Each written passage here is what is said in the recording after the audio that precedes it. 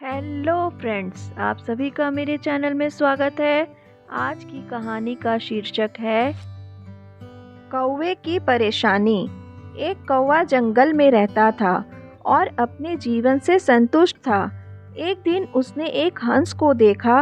यह हंस कितना सफ़ेद है, कितना सुंदर लगता है, उसने मन ही मन सोचा। उसे लगा कि यह सुंदर हंस दुनिया में सबसे सुखी पक्षी होगा, जबकि मैं तो कितना काला हूँ। यह सब सोचकर वह काफ़ी परेशान हो गया और उससे रहा नहीं गया। उसने अपने मनोभाव हंस को बताए।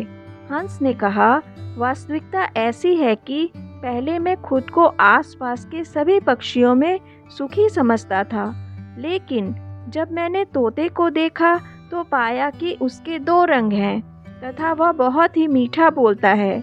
तब से मुझे लगा कि सभी पक्षियों में तोता ही सुंदर तथा सुखी है। अब कौवा तोते के पास गया। तोते ने कहा, मैं सुखी जिंदगी जी रहा था, लेकिन जब मैंने मोर को देखा तब मुझे लगा कि मुझ में तो दो ही रंग हैं, परंतु मोर तो विविध रंगी है, मुझे तो वह ही सुखी लगता है। फिर कौवा उड़कर प्राणी संग्रहालय गया, जहाँ कई लोग मोर देखने एकत्र हुए थे। जब सब लोग चले गए तो कौवा उसके पास जाकर बोला, मित्र, तुम तो अति सुंदर हो। कितने सारे लोग तुम्हें देखने के लिए इकट्ठे होते हैं। प्रतिदिन तुम्हें देखने के लिए हजारों लोग आते हैं, जबकि मुझे देखते ही लोग मुझे उड़ा देते हैं। मुझे लगता है कि अपने इस ग्रह पर तो तुम ही सभी पक्षियों में सबसे सुखी हो। मोर ने गहरी सांस लेते हुए कहा, मैं हमेशा सोचता था कि मैं इस पृथ्वी पर अति सुंदर हूँ, मैं ही अति सुखी हूँ, परंतु मेरे सौंदर्य के कारण ही मैं यहाँ पिंजरे में बंद हूँ। मैंने सारे प्राणी गौर से देखे तो मैं समझा कि कौवा ही ऐसा पक्षी है जिसे पिंजरे में बंद नहीं किया जाता।